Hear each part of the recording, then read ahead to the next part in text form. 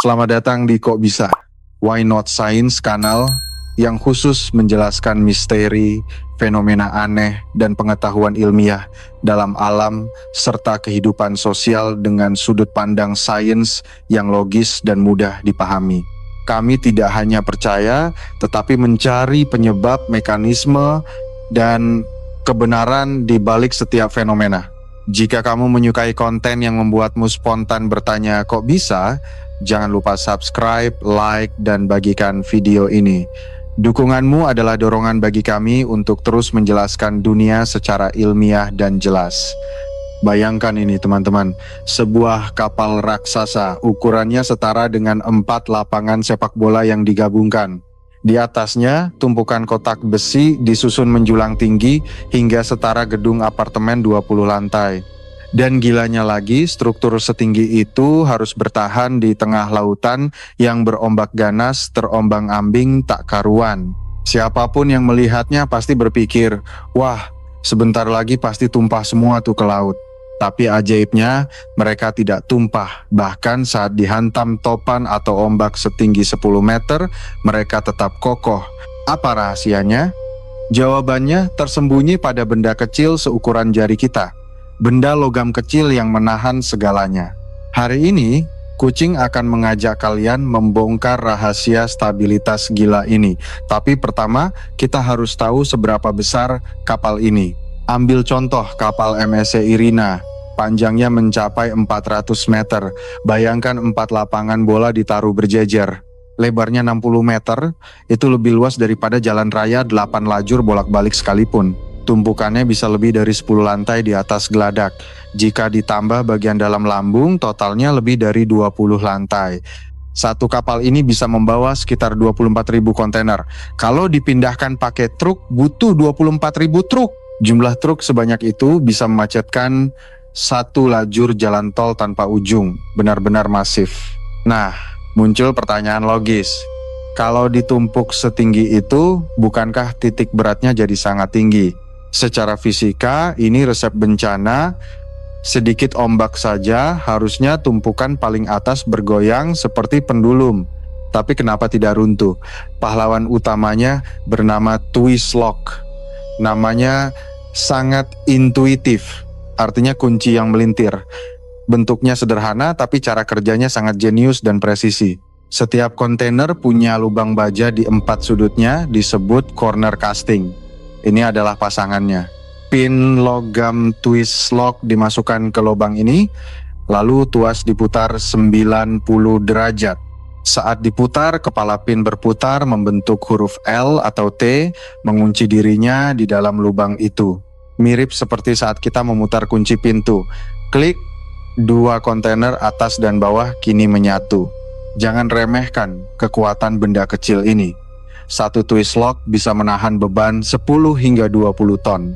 Itu setara dengan menggantungkan 2 atau 3 ekor gajah pada 1 baut kecil, dan dia tidak akan patah.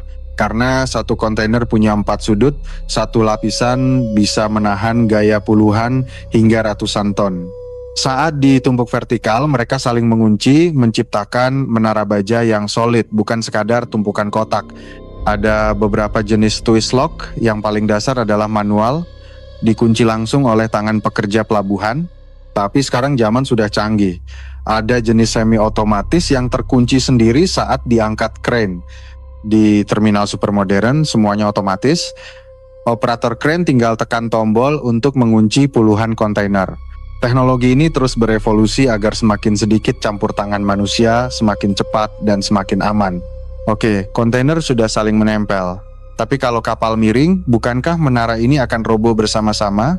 Untuk memahami ini, kita perlu kenalan dengan 2 konsep, pusat gravitasi dan gaya pemulih restoring force. Kapal itu unik, saat dia miring, air memberikan gaya dorong untuk mengembalikannya ke posisi tegak. Ini disebut gaya pemulih. Semakin kuat gaya ini, semakin stabil kapalnya. Kuncinya ada di dasar kapal. Desain kapal kontainer menempatkan beban terberat di posisi paling bawah. Tangki bahan bakar dan ballast water. Itu seperti menggantungkan bandul ribuan ton di kaki kalian, sangat berat di bawah Jadi meskipun tumpukan di atas terlihat tinggi, pusat gravitasi total sebenarnya masih berada di bawah permukaan air. Ya, insinyur menyebut ukuran kestabilan ini nilai GM kapal kontainer punya nilai GM yang sangat besar. Prinsipnya persis boneka Roly-Poly atau boneka Daruma. Didorong miring bagaimanapun, dia akan bangun lagi. Tapi ada satu aturan emas lagi, manajemen penempatan kargo tidak boleh asal tumpuk. Barang berat seperti logam atau suku cadang mobil wajib ditaruh di paling bawah. Barang ringan seperti baju, elektronik, atau keripik kentang ditaruh di atas. Ini menurunkan titik berat lebih jauh. Sekarang, semua dihitung pakai simulasi komputer sebelum kapal berangkat. Komputer menghitung berat, tujuan pelabuhan, dan efisiensi bongkar muat seperti main Tetris level dewa. Ada rahasia lain di dalam perut kapal, namanya cell guides, rel baja vertikal yang masif, fungsinya seperti garis parkir mobil, tapi berbentuk rel besi. Kontainer tinggal meluncur masuk. Di bawah geladak, kontainer tak bisa goyang sama sekali karena terkurung bingkai baja ini. Kekokohan di bagian bawah ini membantu menahan getaran untuk tumpukan yang ada di atas geladak. Sekarang bayangkan situasi di tengah laut, kapal bergerak ke 6 arah sekaligus.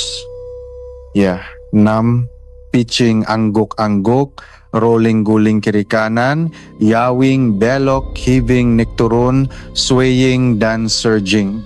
Saat badai, semua gerakan ini terjadi bersamaan. Kacau balau, tapi menara kontainer tetap diam. Di sini, Twistlock menghadapi musuh terbesarnya, gaya geser. Bukan tekanan dari atas ke bawah, tapi dorongan ke samping saat kapal miring. Twistlock menahan ini mati-matian. Karena celah antar logam sangat sempit, hampir tak ada ruang untuk bergeser. Mereka terkunci mati. Dan ingat, dinding kontainer itu tipis. Yang kuat hanya 4 tiang di sudutnya, seperti meja. Permukaannya mungkin tipis, tapi kalau 4 kakinya baja solid, dia bisa menahan beban berat. Desain ini memangkas berat kontainer, tapi tetap menjaga kekuatan struktural utamanya. Apakah sistem ini sempurna? Tidak juga. Kalian pasti pernah dengar berita kontainer jatuh ke laut. Ribuan kontainer hilang setiap tahun. Penyebabnya?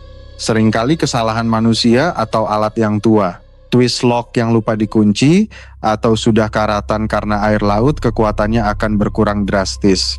Ada juga musuh tak terlihat. Resonansi parametrik. Saat irama ombak pas dengan irama goyangan kapal.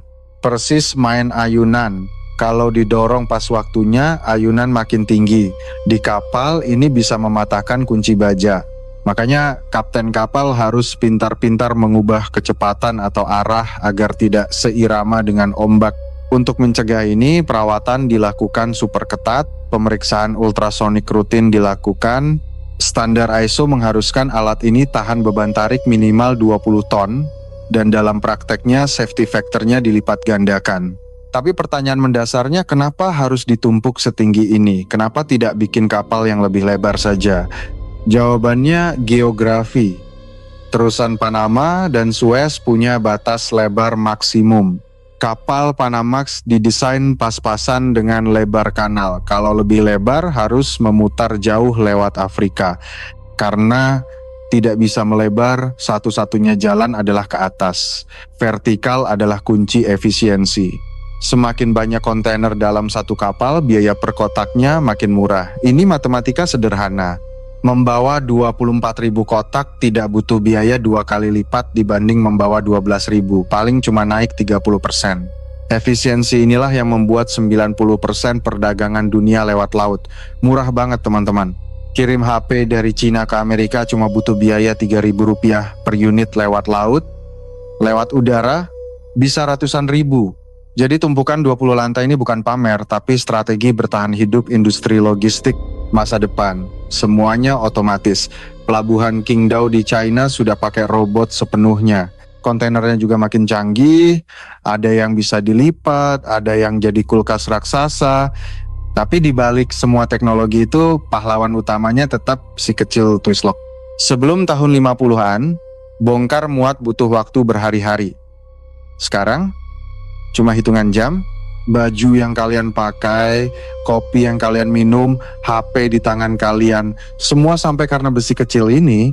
Jadi kalau nanti lihat tumpukan kontainer, ingatlah itu bukan sekadar kotak. Itu adalah monumen kecerdasan manusia yang menaklukkan lautan dengan fisika sederhana, dan tentu saja berkat Twislok yang tak pernah lelah memegang erat. Sampai jumpa di petualangan berikutnya.